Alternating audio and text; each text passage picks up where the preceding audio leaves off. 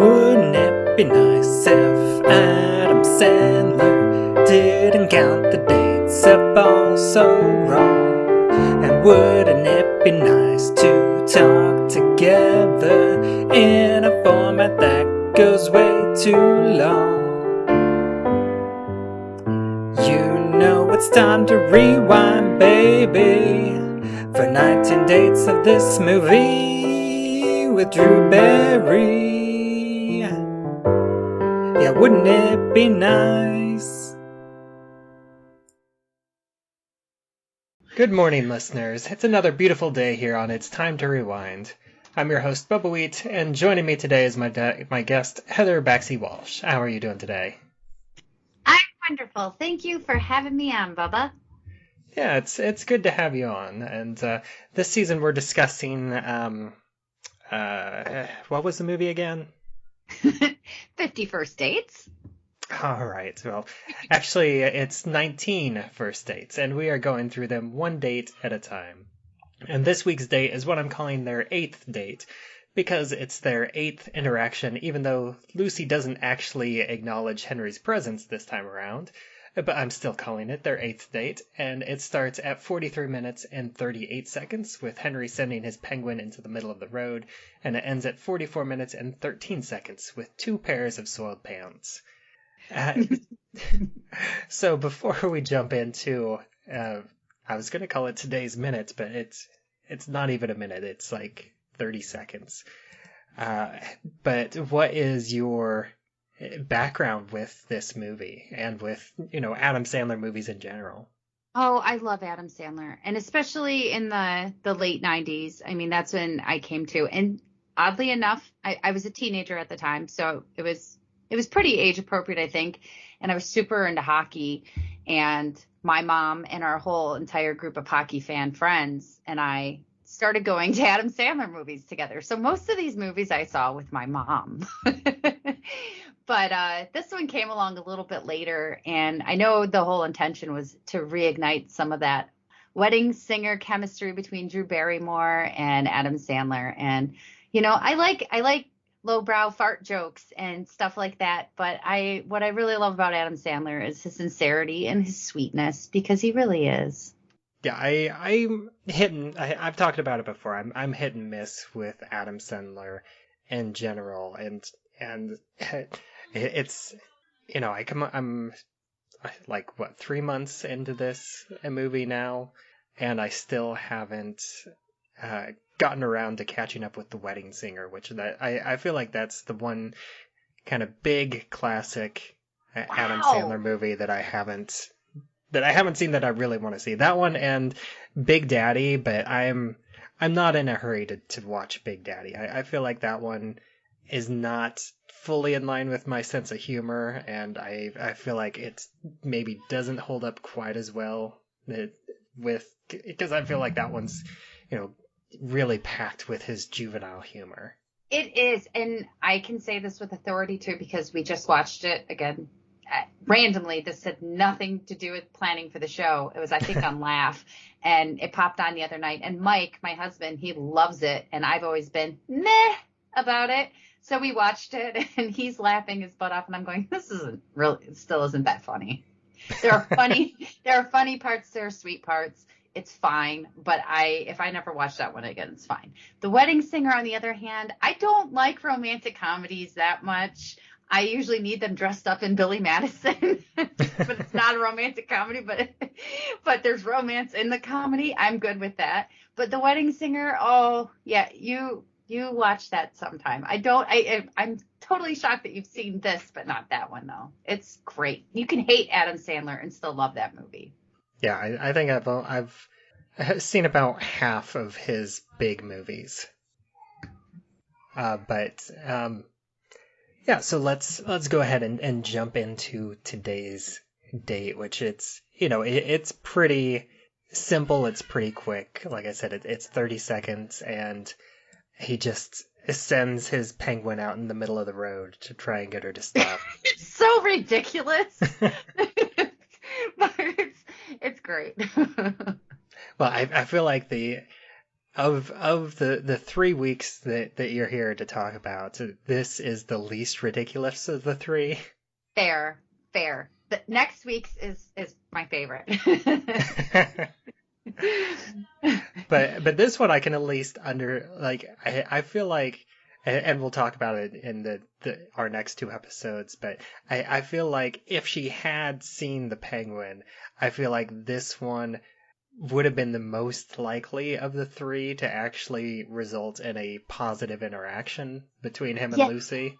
Yes, of all of them, it's clever. Now, let's be honest. I mean, most people aren't necessarily sensitive to other people, but we're all suckers for animals, and penguins are adorable. Yeah, especially this one wearing a little Hawaiian shirt. I know. And the funniest thing too is what happens is totally reasonable.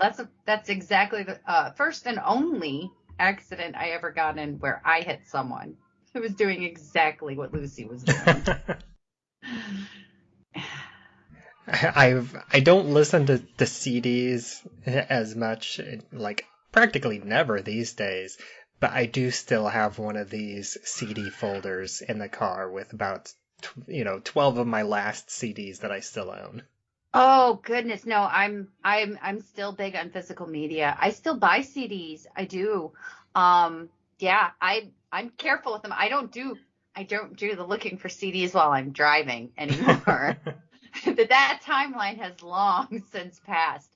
But I still have I literally have this. Actually, I have the freaking book that I smashed into the poor girl with. I was coming off the expressway. I have a Care Bear one, and they're all doing the Care Bear stare. It's one of those little tiny ones, flip books. and I was opening it up, and I was in my little 1993 Ford Festiva, and I don't remember what CD I was looking for, but as I was coming to a stop on the off-ramp, I didn't stop quick enough and smashed right into the rear end of this nice girl going to school, and I felt terrible. But in fairness, I got rear-ended the next week, so all's well and ends well, and it wasn't my fault. Yeah, I've only been in, well, technically I've been in a small handful of accidents. It's never been my fault, and only once whenever I was driving. Wow. Okay, yeah, I've only been in, I'd say less than 5 too. Hey, we're pretty good. And none of yours were serious? One was moderately serious. It was a school bus. Like, actually, most of them were school bus accidents. Yeah. What? Oh, that's very, very bizarre. Not around here though, actually. We've had quite a few over the years, but Yeah, it was the bus got like it wasn't high speed, but it did get like T-boned in an intersection. And like I remember, I think it was probably like middle school thereabouts, and I remembered I was like sitting sideways, and I just kind of bounced off the cushion, and I was completely fine. And my friend that was sitting next to me, he was like kind of leaning over into the aisle, and then he kind of hit his chest on the seat in front of him, and he kind of got bruised up a bit. And I believe that the driver had a bit more serious injuries. I think he needed medical attention, like not emergency, but he did have some moderate injuries. wow. Now that I think about it and you're saying this though, I'm surprised there aren't more. Now, I rode the bus too, and I did all the way through high school. So I remember exactly how I behaved on the bus too, and it was totally inappropriate and awful. We were monsters. I have no idea how our bus drivers didn't get in accidents every day. I need no one talking and the music up loud when I'm driving, which is another reason why the scene with Drew Barrymore totally got me. I'm like, oh, yeah, she's got to have music. I get it. I feel you, girl. But yeah, wow. Yeah, a part of me, I was curious to see if I could figure out what CD fell out of the case, but there's no visible writing. It's just like kind of a rainbow square, and it's very hard to look up the disc art on CDs because there's not really a disc art database that I'm aware of. No, but it would be really cool if there was. Plus this timeline too. I could imagine that she would have made her own CDs. I still have CDs that are like 20 years old that are burned CDs. Yeah, I think I have like two left. But I got rid of a lot of my CDs just because I don't listen to them anymore. If I'm listening to music, it's generally Spotify with my phone hooked up to the auxiliary the aux cable on the car. Yeah, you and most of the people. I know that I'm old. I'm okay with it. But, however, if Skynet, excuse me, when Skynet does its thing, I will at least have CDs and movies. I love that, at least when the power goes out and those kind of things. We have like 4 or 5 generators because I'm married to Mike. So we're always fine when it happens, which unfortunately in the last couple of years has been frequently. But that's one thing that's always great. The internet might be out, so we can't access all of our digital games, and the kids are always like, what are we gonna do? I remember a tornado actually came through here, and I had just started podcasting again after being on sabbatical for like 2 years, and it was my first podcast back in the house get hit by a tornado. I think it was a sign, Bubba, but it was just me and the 2 oldest dragons. So I hooked up the generator, and we were all just sleeping in the back room, and because I could only keep the time the refrigerator and something, but we didn't have internet, but I had movies. So we watched Jurassic Park so loud, and the neighborhood was quiet other than generators. So it sounded like there was another storm and dinosaurs tearing through the neighborhood. But because I had discs, we could watch it. So it was cool. Yeah, I do still have plenty of discs. I think we probably still we own nearly 1,000 discs if you count movies and TV shows. Wow, that's impressive. That's a long time collecting too. So fair, but also I'm still very impressed. I want to go. I mean, look at it. these days. I'm gonna come drive down. You're in Georgia now, right? Yeah. I'm gonna drive from Michigan to Georgia just so I can look at your stuff. I'm a creep. I mean, I do have all the movies on I have a letterboxed list with all the movies that we own. And then we have like just as many TV seasons too. That's incredibly impressive and organized. I really, really love that. My one half that's organized and likes doing that kind of thing, I've named him Harrison. He's giving you the thumbs up right now. Yeah, I felt like I had to do it whenever I realized that we were starting to buy movies more than once. I mean, we do at least like I'm a collector, but I'm also a cheapskate. So Same. our DVDs are purchased from Goodwill and clearance bins. I think I have like 3 or 4 total recalls because of that. Yeah, we have I think 2 copies of the second Percy Jackson movie, and that's a movie that we don't even like that much. Of course. Yeah. But I suppose we should get back to the clip. I do have just a little bit more on the penguin, Willie the penguin. And he was played by at least 4 different African penguins. And the thing that I really noticed about this one, and like I read the trivia on it, and the sounds, of course, the bird sounds are not what a penguin actually sounds like. And I was kind of paying attention to them, and it feels like they use a ton of different bird sounds. Like I'm pretty sure I heard starting off with like a duck. Yeah, that's what I thought. Yeah, and then there's like some other chirping, and I could almost swear like the sound effect whenever the car actually runs over him. I wouldn't be surprised if it was actually the penguin from the Batman 66 going wah wah wah wah, because it's like it sounds like it's going wah. It does. Oh, that's spot on. Yeah, penguins don't sound like that. I watch a lot of animal shows and Animal Planet, and that's not what they sound like. David Attenborough would be very disappointed. Yeah, and I also like I don't actually believe this trivia because the one thing that I read was that, because I was looking up like the animal trainers to see if I could find the names of the penguins that they actually used. But I couldn't find the names of the actual penguins that they used, other than I know that they used at least 4 in one of the other scenes. Okay, this is one of the cool things about the internet now, though. And there are way more bad things than good things. So I want to point out the good when I see them.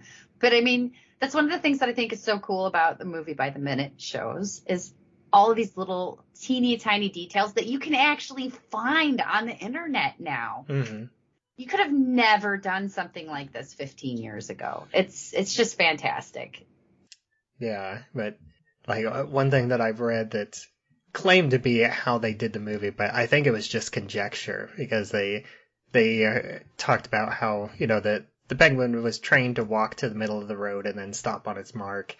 And then whenever the car runs over him, it's a fake penguin underneath the car. But I'm pretty sure that it doesn't ever look like a fake penguin. It always looks like the real penguin, but it looks like the penguin is digitally composited into the shot rather than using any sort of fake penguin.